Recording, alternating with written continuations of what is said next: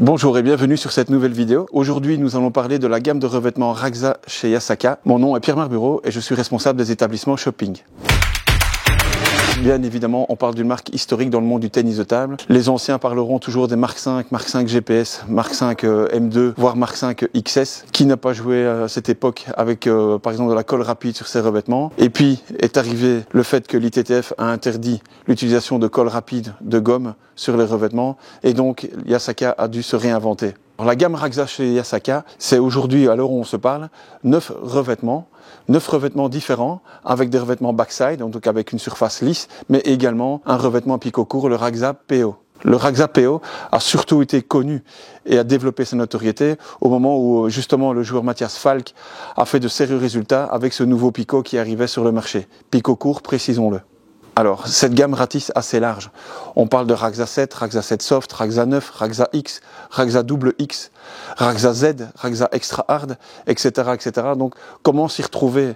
Et c'est ce qu'on va faire aujourd'hui en essayant de vous aider à trouver le bon revêtement par rapport à votre style de jeu et le revêtement adapté à celui-ci. La gamme Raxa 7, Raxa 7 Soft, c'était une des premières gammes qui était lancée sous le nom Raxa par Yasaka.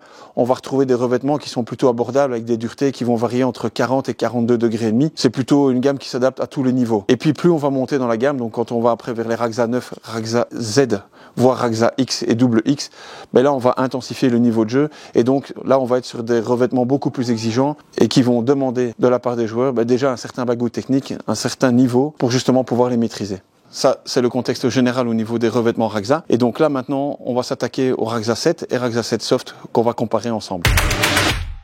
Il faut savoir que la gamme Raxa et Raxa 7 est constituée de caoutchouc principalement naturel. Donc on est moins sur du caoutchouc fait de façon industrielle et ça implique automatiquement qu'on va pouvoir mettre beaucoup plus d'effets comparé à un revêtement de même dureté ou avec les mêmes caractéristiques. Ce fait d'avoir un caoutchouc naturel permet aussi d'avoir plus de sensations au niveau du contact de la balle et donc de garder la balle plus longtemps dans sa raquette. C'est un revêtement de 45 degrés qui utilise donc ce côté caoutchouc naturel mais également une technologie de mousse appelée Power Sponge par Yasaka et qui permet justement d'apporter du dynamisme dans ce revêtement.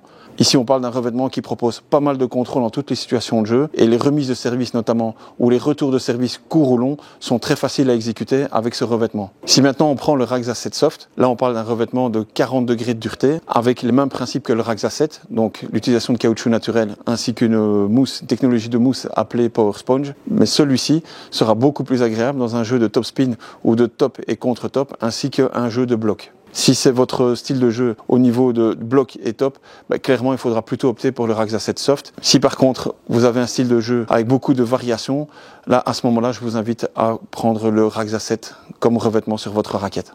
Alors pour vous aider à vous y retrouver, on pourrait éventuellement comparer le revêtement Raxa 7 et Raxa 7 Soft à la gamme Evolution chez T-Bar ou à du Tenergy chez Butterfly. Plutôt FXP chez Evolution en ce qui concerne le Raxa 7, plutôt FXS en ce qui concerne le Raxa 7 Soft et plutôt Tenergy 25 ou Tenergy 25 FX chez Butterfly pour bien les comparer avec les Raxa 7 et Raxa 7 Soft. Alors si on parle maintenant du Raxa 9, bon il n'y a qu'une seule variété, 47 degrés et demi de dureté, même principe à nouveau que le Raxa 7 avec l'utilisation de caoutchouc naturel et d'une mousse assez puissante pour la technologie Power Sponge. Mais là on est plutôt sur un revêtement de 47 degrés et demi de dureté, donc on va plutôt conseiller ce revêtement à des joueurs qui top spin en force, avec moins d'effet au niveau de la prise en main, mais plutôt des joueurs qui vont prendre un peu plus de risques. Et donc là on monte aussi d'une gamme. Donc là je donnais un comparatif tout à l'heure, mais c'est le même principe ici. On va plutôt partir, si ça vous parle, sur des gammes type Evolution MXD ou bien Dignix chez Butterfly. Alors la gamme suivante, c'est tout ce qui concerne les Raxa X.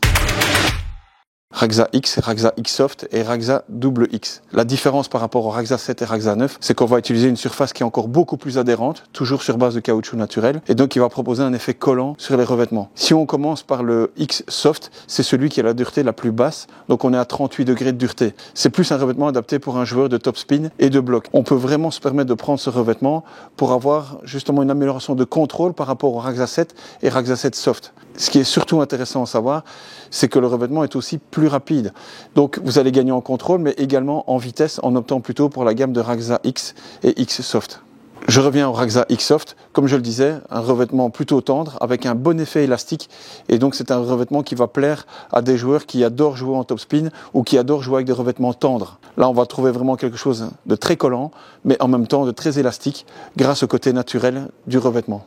Donc après le Raxa X-Soft, nous avons le Raxa X, 42 degrés de dureté. Même principe, c'est côté naturel au niveau du caoutchouc, avec une mousse qui a été un peu plus développée pour apporter plus de puissance, mais également plus de contrôle. Effet collant, 42 degrés de dureté.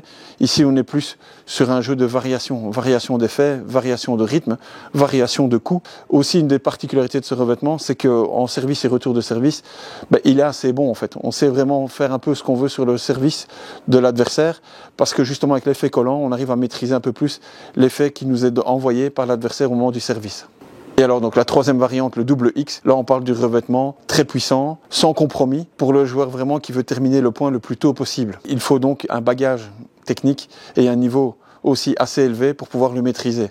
Car le niveau de contrôle ici, même s'il est vraiment intéressant, comme je l'ai dit, dans cette gamme avec cette technologie de nouvelle mousse, il faut quand même avoir ce côté niveau de jeu pour aussi maîtriser. Donc ça ne viendra pas uniquement que de la raquette au niveau du contrôle, mais également aussi au niveau du joueur.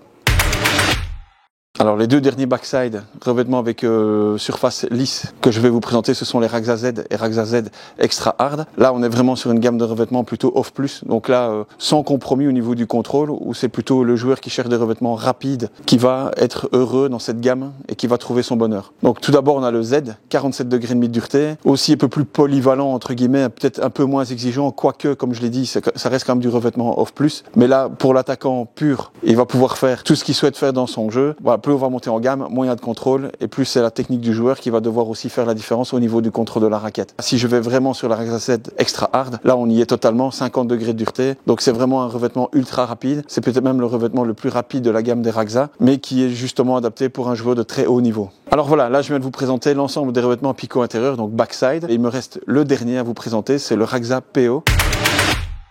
Donc le picot court dans la gamme Raxa de Yasaka, picot court utilisé par Matthias Falk. Qu'est-ce qu'il a comme avantage ce picot par rapport à tous les autres picots du marché? La première chose, c'est aussi on utilise du caoutchouc naturel pour constituer le caoutchouc du picot. Donc ça apporte quand même pas mal d'élasticité dans le revêtement et c'est justement des rares picots courts sur le marché qui permettent de mettre de la rotation. On peut le comparer par exemple à un Andro Blowfish mais en plus rapide. Ça permet de jouer aussi toute une panoplie de coups. Donc des coups en rotation, des coups en frappe avec un bon effet de gêne parce que justement la balle va rester un peu plus longtemps dans le picot et donc au moment du retour de balle avec le picot dans la frappe, on va avoir une balle qui va vraiment s'écraser et donc elle va être assez gênante pour l'adversaire. C'est aussi un picot qui peut être utilisé pour des joueurs qui aujourd'hui se questionnent à savoir est-ce qu'aujourd'hui je vais passer d'un backside à un picot court, oui ou pas. Le Raxa PO fait partie des picots qu'on pourrait éventuellement vous conseiller à essayer comme premier picot en sachant que celui-ci quand même a une certaine vitesse et donc a quand même une certaine exigence aussi.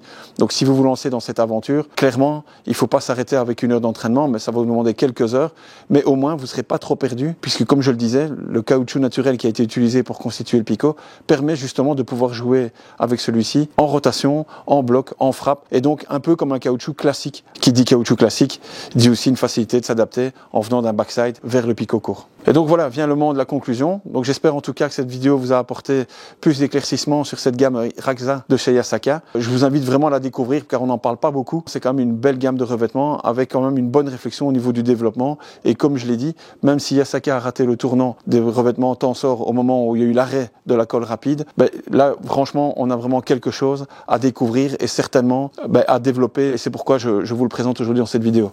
Cette gamme elle est bien évidemment disponible au sein de notre établissement shopping, que ce soit en magasin ici à Marcinelle ou sur notre site internet. Je vous donne rendez-vous pour une prochaine vidéo de présentation de matériel. N'oubliez pas aussi justement de commenter cette vidéo, de la partager éventuellement, de la faire connaître à d'autres pongistes. On investit énormément sur les vidéos et c'est justement pour essayer de vous aider à trouver le bon matériel. Donc aidez-nous aussi, plus on est de fous et plus on rit. À très bientôt.